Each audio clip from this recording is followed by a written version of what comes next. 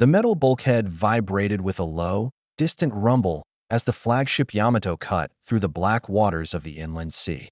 It was shortly after 4:30 on a winter morning in early 1942, and Admiral Isoroku Yamamoto stood alone in his cabin, a single shaded lamp throwing a pool of yellow light over a clutter of maps, codebooks, and intercepted American naval reports. Somewhere beyond the steel walls, engines throbbed and watch officers called out bearings. Inside, Yamamoto's eyes rested on one line he had already read a dozen times: projected American shipbuilding capacity for the next 3 years. He exhaled slowly, almost inaudibly, and touched a fingertip to the penciled numbers again. "This," he murmured, "is why we are going to lose." The words never made it into any official log. They were the private thought of a man whose entire career had led him to this moment. Commander-in-Chief of the combined fleet of the Imperial Japanese Navy, architect of a war he had tried desperately to avoid, and the only senior Japanese officer who truly grasped the industrial tsunami that the United States was about to unleash. Hours earlier, he had approved yet another operational proposal: new strikes to consolidate Japan's dizzying string of early victories. On paper, the empire was running wild. Vast territories seized in Southeast Asia, the British and Dutch reeling, the Americans stunned by the blow at Pearl Harbor. Yet as staff officers came and went with buoyant reports, Yamamoto's mind kept returning to those American shipyard figures. Because he had lived in the United States, had walked the factory floors of Bethlehem Steel, and seen American workers and assembly lines firsthand, he knew that every Japanese victory was buying only time, not triumph. And still, he did not resign. He did not refuse orders. Instead, he doubled down on a strategy he believed was the only thin thread of hope left to his country: a series of devastating early blows that might shock Washington into negotiations before American industry shifted irreversibly into high gear. As the light flickered against the cabin's metal walls, Yamamoto lifted his pen again and began to outline the next step in that desperate campaign: the move toward Midway. Unknown to his most ardent admirers, and even to many of his enemies, the admiral planning to smash the U.S. Pacific Fleet had already foretold his own defeat. Yamamoto Isoroku was not supposed to be a warmonger. Born in 1884 to a low-ranking samurai family from Nagaoka in Niigata Prefecture, he came of age in an empire intoxicated by its victories over China and Russia, but personally shaped by wounds and losses that never left him. As a young officer at the Battle of Tsushima in 1905, he lost 2 fingers on his left hand to shellfire, a permanent reminder of how quickly naval glory could be paid for in blood. The missing fingers made his grip on a cigarette or pen distinctive, but the real mark Tsushima left on him was strategic. He had seen what superior training, planning, and surprise could do to a complacent enemy. Unlike many contemporaries in the Imperial Japanese Navy, Yamamoto was fascinated not just by battleships and flags, but by numbers, oil tonnages, production rates, industrial output. This obsession led to his posting as assistant naval attaché to the United States, where he studied at Harvard University and traveled widely, inspecting factories and shipyards across the American mainland. While other officers returned from foreign posts impressed by Western culture or dismissive of it, Yamamoto came back with something more dangerous: a precise, sober appreciation of American industrial capacity. He understood, at a level no other Japanese leader did, what it meant when a country could build carriers and aircraft in assembly line fashion. Yet this insight isolated him. In the smoke-filled rooms of Tokyo political clubs and naval messes, senior officers talked of American decadence, softness, and racial inferiority. They quoted slogans about the samurai spirit defeating material odds. Yamamoto, chain-smoking and reserved, often sat quietly while those around him boasted. When he did speak, it was in carefully measured warnings. He told civilian politicians that a war with America should be avoided at all costs, that Japan's best hope lay in diplomatic maneuver and economic bargaining, not a collision with a nation that could outbuild Japan many times over.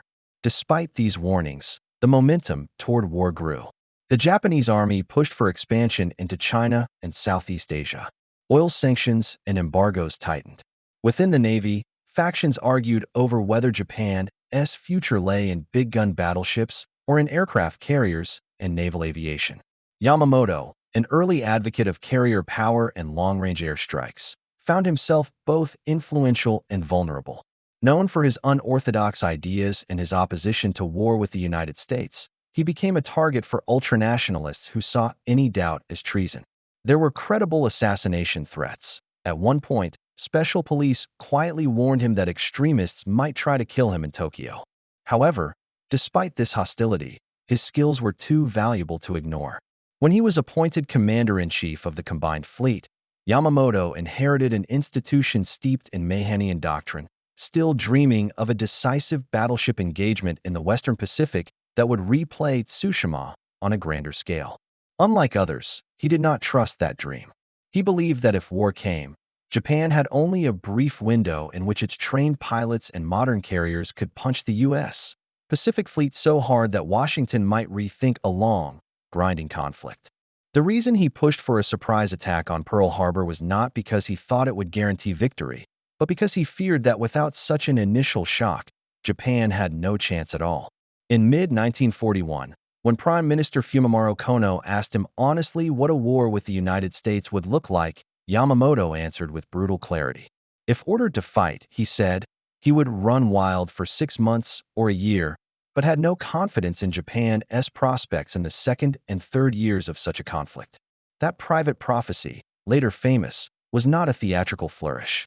It was a precise, almost mathematical prediction from a man who had studied both his own fleet and the American shipbuilding schedules. Because he believed Japan's rulers were ignoring reality, he tried to confront them with it in the starkest possible terms. Yet his warning did not stop the drift toward war. As diplomatic negotiations faltered and the army's appetite for conquest hardened, the question facing Yamamoto became personal and agonizing. Should he resign in protest or obey orders he believed would lead his country into catastrophe? Unlike some later critics who imagined resignation as a simple moral gesture, Yamamoto saw the consequences clearly. If he stepped down, his more aggressive, less realistic rivals would take control of the fleet. They would still go to war with the United States, but now with less understanding of what they were facing. Yamamoto concluded that his duty was to remain, to try to shape a doomed strategy into something that at least offered a slim chance of a negotiated peace. Because of that decision, he found himself planning the very war he had tried to prevent. The attack on Pearl Harbor in December 1941, an audacious carrier strike using torpedo bombers and dive bombers in a coordinated assault, was the purest expression of his operational genius and his strategic miscalculation. The shock of that blow galvanized, rather than shattered, American resolve. The U.S. public, far from being cowed, reacted with fury. Instead of opening a path to negotiation, Pearl Harbor all but guaranteed a total, no-compromise war. Yamamoto, reading reports of American outrage, must have realized early that the emotional dimension of his enemy's response had been badly underestimated. Still, duty demanded that he fight on. As 1942 opened, Japan's navy seemed unstoppable. Its carrier task forces roamed the Pacific, striking at Rabaul, Darwin, and the Indian Ocean. The combined fleet, under Yamamoto's direction, extended Japanese control in a vast arc from the Aleutians to the Dutch East Indies. Many in Tokyo believed that the emperor's armed forces were invincible. Yet at the very moment when newspapers trumpeted victory, Yamamoto's private correspondence and staff discussions revealed a man increasingly anxious about fuel supplies, pilot training pipelines, replacement aircraft, and the tempo of operations that Japan's fragile industrial base might not sustain. Within this tension, a quieter, mostly hidden campaign began. Discreet attempts by some Japanese officials to explore paths toward a negotiated peace, and equally discreet signals from Yamamoto that he would welcome any serious attempt to avoid a drawn-out war. In Tokyo's inner circles, intermediaries spoke cautiously about contacts through neutral countries and back-channel feelers. Publicly, Yamamoto appeared as the triumphant commander. Privately, he remained the same realist who once told a nationalist politician that if war came, he would spend his days burning incense in memory of the dead. The contradiction between his role and his beliefs grew sharper with each new operation. The strategic situation grew more complex as 1942 advanced. Japan had seized the resource-rich territories it coveted, including vital oil fields in the Dutch East Indies. But its logistics lines stretched thin, and the U.S. Navy, though bloodied, was rebuilding around its remaining carriers. The Doolittle raid on Tokyo in April 1942, a daring but militarily minor strike, had outsized psychological impact. For Yamamoto, it was both an embarrassment and a warning. American air power could reach the Japanese homeland much sooner than many had assumed. Because of this raid, the combined fleet staff became more receptive to Yamamoto's argument that the U.S. carriers had to be lured into a decisive battle and destroyed before America's industrial strength made them unassailable. Thus, he conceived the Midway operation, an elaborate plan to seize the tiny atoll of Midway Island, draw out the U.S. Pacific Fleet, and smash its carriers in a carefully orchestrated trap. The logic seemed clear. By placing a tempting target within reach of the Americans, Japan could compel the engagement it wanted at a time and place of its choosing. While some officers within the Navy argued for consolidating their gains and strengthening defenses rather than risking the heart of the carrier force, Yamamoto insisted that passivity would hand the initiative to the Americans. Because he believed time worked only in the enemy's favor, he pushed for an aggressive strategy. Inside Japanese naval circles, however, disagreements persisted.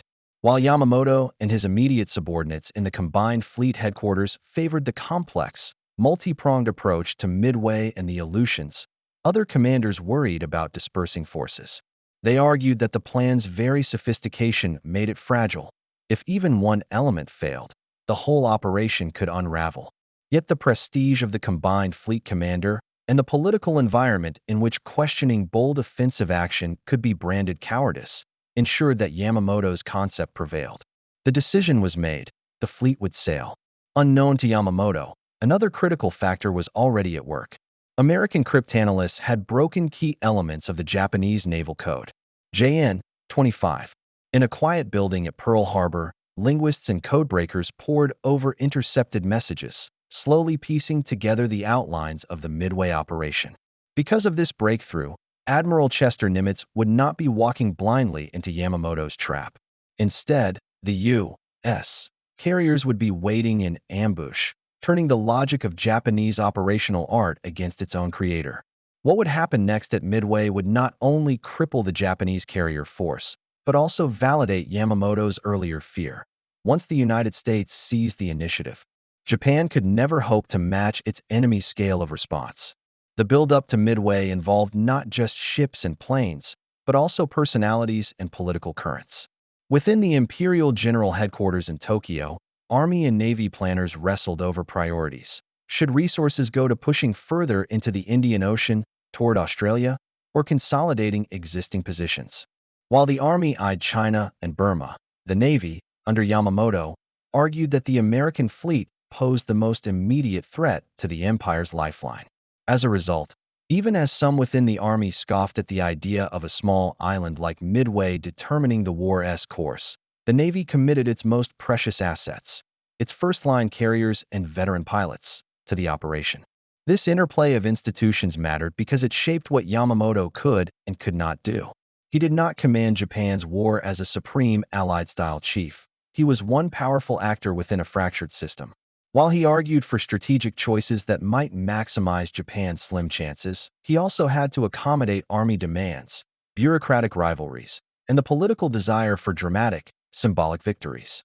The decision to stage simultaneous operations at Midway and in the Aleutians reflected not pure military logic, but a compromise between competing priorities.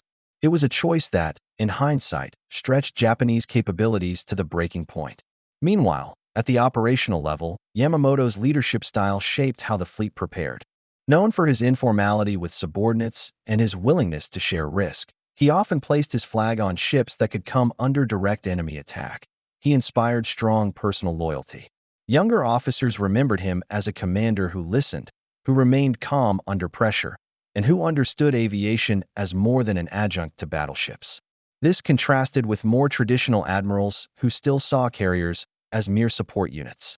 Because Yamamoto championed carrier warfare, the Japanese Navy entered 1942 with arguably the best-trained naval air arm in the world. That edge would be decisive in the opening months, and irreplaceable once lost. As the Kido Butai, Japan's carrier strike force steamed toward Midway under Vice Admiral Tsushima. Yamamoto himself sailed in the giant battleship Yamato, positioned well to the rear with the main body of the combined fleet. The distance between him and the carriers was not just physical. It reflected a command philosophy that had not yet fully adapted to the realities of carrier warfare, where speed of decision and decentralized initiative could outweigh the traditional image of a fleet commander directing a line of battle from the flagship. In the coming days, minutes would matter, and radio silence, intended to preserve surprise, would also hamper flexibility. On the American side, Admiral Nimitz made decisions that mirrored Yamamoto's in complexity, but diverged in purpose.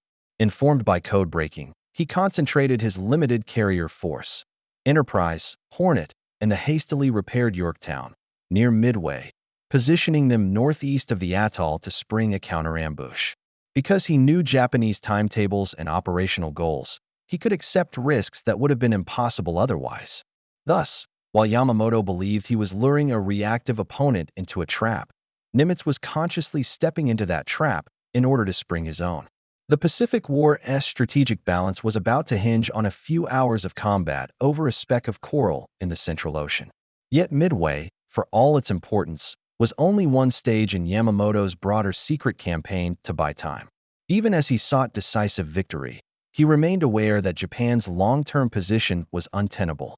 In discussions with close associates, he admitted that if the war dragged on into 1943 and 1944, American shipyards would flood the Pacific with carriers, cruisers, and destroyers that Japan could not match.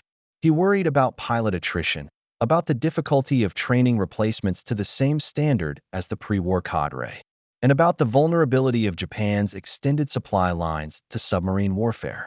Each new offensive, therefore, carried not just the hope of tactical success, but the heavier burden of strategic necessity. When the Midway operation unfolded in early June 1942, the tension between Yamamoto's brilliance and his miscalculations became tragically clear. Early on June 4th, Japanese aircraft struck Midway Island itself, bombing airfields and installations. From Yamato, miles behind, Yamamoto received reports suggesting that the initial strikes had not fully neutralized American defenses. On Nagumo's carriers, debate erupted about whether to rearm reserve strike aircraft for a second wave against the island or hold them ready to attack any American ships that might appear. Because the Japanese believed the U.S. carriers were still far away, Nagumo chose to focus on finishing off Midway's land defenses.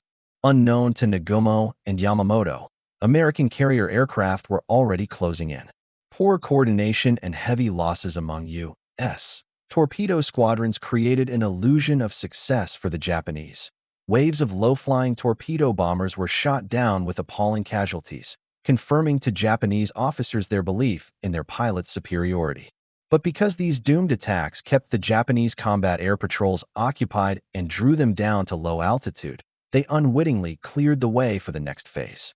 Just after 10:20 that morning, U.S. Navy dive bombers from Enterprise and Yorktown emerged almost miraculously over the Japanese carriers at the worst possible moment, just as decks were cluttered with fueled and armed aircraft being prepared for new strikes. In the space of minutes, the pride of Japan's carrier force, Akagi, Kaga, and Soryu, were fatally hit. Bombs plunged into hangar decks packed with ordnance and aviation fuel, turning the ships into infernos. Minutes later, Hiryu, the remaining operational carrier, launched counterstrikes that managed to cripple Yorktown, but by the end of the day, she too was mortally damaged. The Battle of Midway ended with 4 Japanese fleet carriers sunk, along with many of their best pilots and deck crews. The material losses were staggering, but the deeper blow was to the irreplaceable human capital of Japan's naval air arm.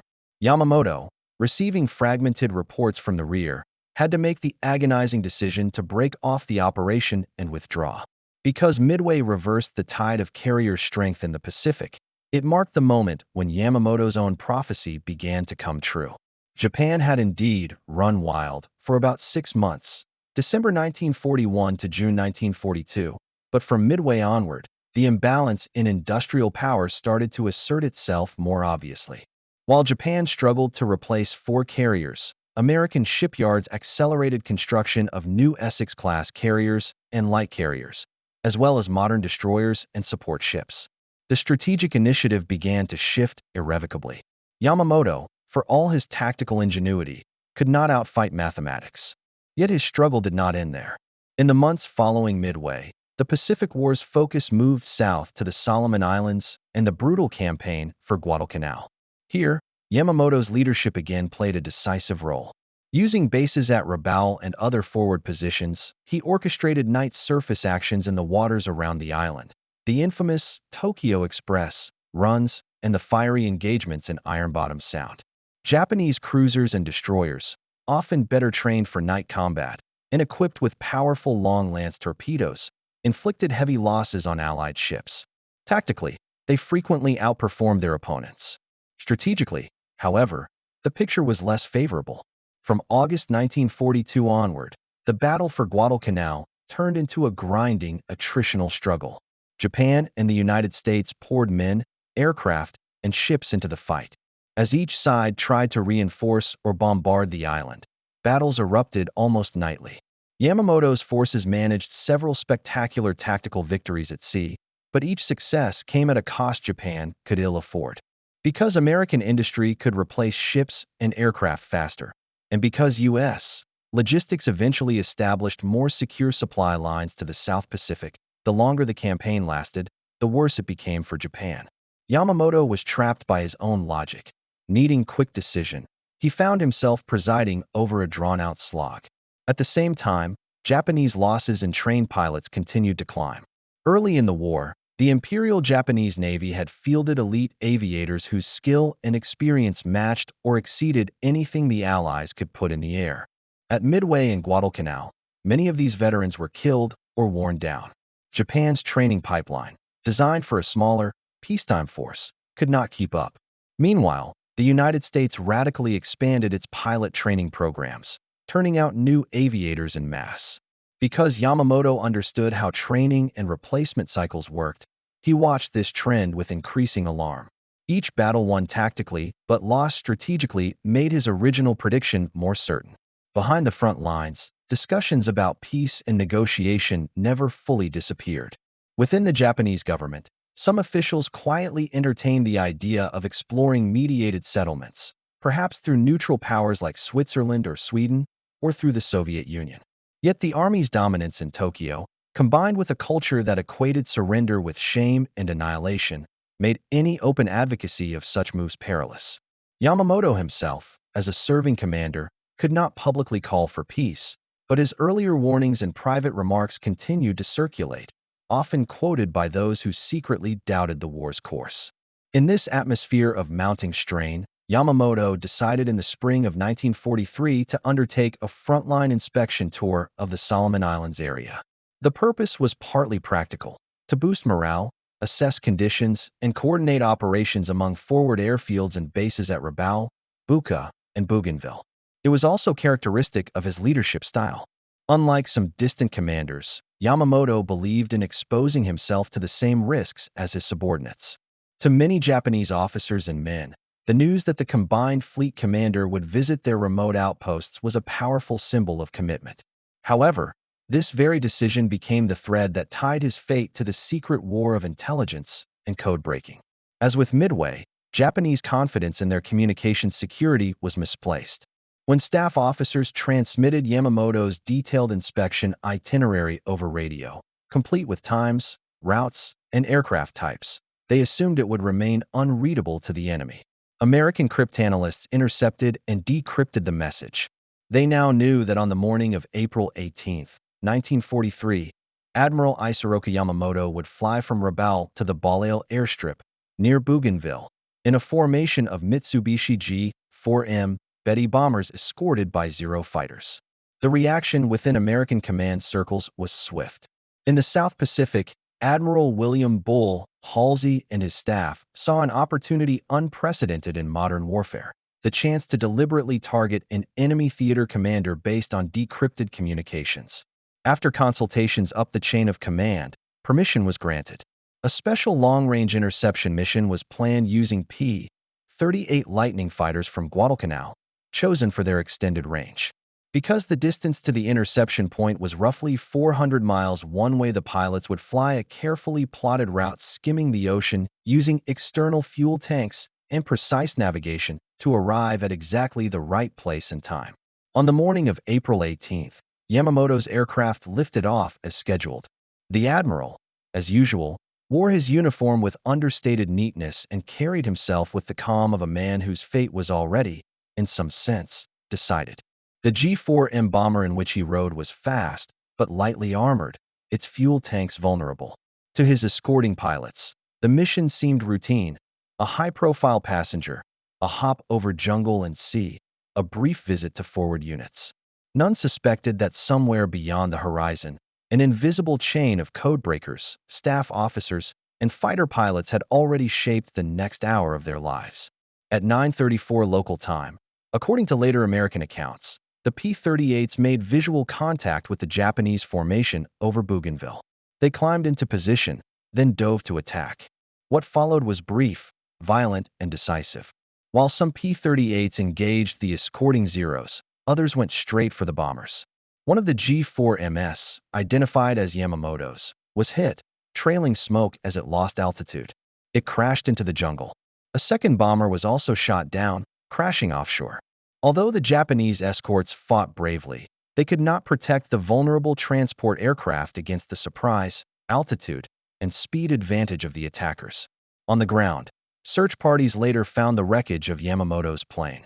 Accounts differ in details, but the core is consistent. The admiral's body was discovered near the crash site, still seated or close to his seat, with injuries consistent with the crash and enemy fire. He was 59 years old. For the Japanese Navy, his death came as a staggering blow, at once tactical, emotional, and symbolic. To many within the service, Yamamoto had been more than a commander. He was the embodiment of the Navy's modern, aviation-centered ethos and its pride as a distinct institution within the Japanese state. Because his loss could not be concealed, the Japanese government publicly announced his death, framing it as a heroic sacrifice and awarding him posthumous honors, including promotion to the rank of Marshal Admiral. Inside the Navy, officers and sailors mourned deeply. The combined fleet had lost its architect and its most respected leader at a moment when the strategic tide was turning against Japan. While no single man, however gifted, could have reversed the material forces at work, Yamamoto's absence created a vacuum that successors struggled to fill. His unique combination of operational daring and strategic realism was not easily replaced. For the United States, the successful interception was celebrated as a triumph of intelligence and precision. The mission demonstrated how code-breaking and air power could reach into the highest levels of enemy command, altering the course of the war not just by sinking ships or capturing islands, but by removing key decision-makers. Yet, even some American observers later reflected on the broader meaning. The man killed over Bougainville was the same one who had privately warned his own leaders against war with the United States. By the time his prophecy came fully true, when American carriers and amphibious forces thundered across the Pacific in 1944 and 1945, Yamamoto himself was long gone. Looking back across his career, a paradox emerges. The admiral who best understood that Japan could not win a prolonged conflict with the United States also designed and executed the blows that made that conflict inevitable and total.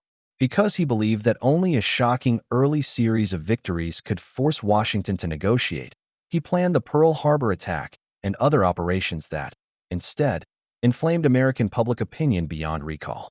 The very brilliance of his tactics at Pearl Harbor and in the early carrier raids deepened the enemy's resolve and ensured that the war would be fought to the bitter end. At the same time, Yamamoto's leadership transformed the Japanese Navy.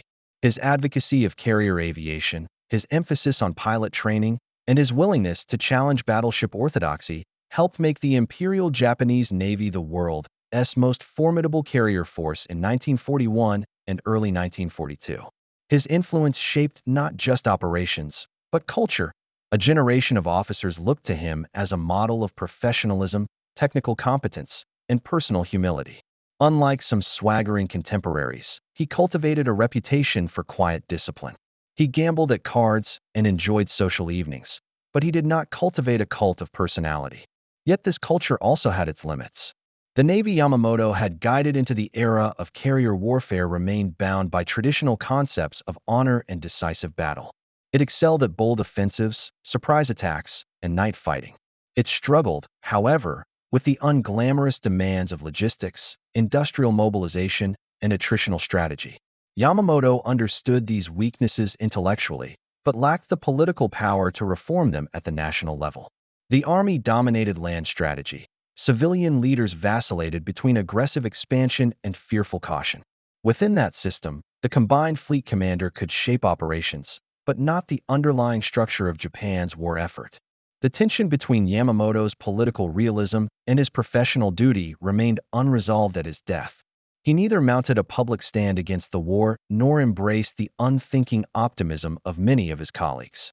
Instead, he walked a narrow, often lonely path, warning in private, obeying in public, and trying to fight in such a way that, perhaps, a window for compromise could appear. It never did. The attack on Pearl Harbor closed that window far more tightly than he appears to have anticipated. Once American blood was spilled in Hawaii without warning, the language of negotiation gave way to the vocabulary of unconditional surrender. In the end, Yamamoto's story is not one of a simple hero or villain, but of a talented, conflicted man trapped in the machinery of an empire in a war he knew could not be won. His secret campaign was not a clandestine conspiracy to betray Japan, but a persistent, often quiet attempt to steer a doomed course toward the least catastrophic outcome.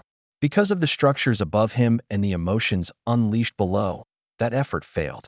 The war he predicted would be unwinnable for Japan unfolded with remorseless logic from Pearl Harbor to Midway, from Guadalcanal to Bougainville, and beyond his grave to the firestorms and atomic blasts that ultimately broke the empire he had served all his life. Today, historians still argue over Yamamoto's legacy. Some condemn him as the mastermind of Pearl Harbor, the man whose surprise attack led directly to years of bloodshed.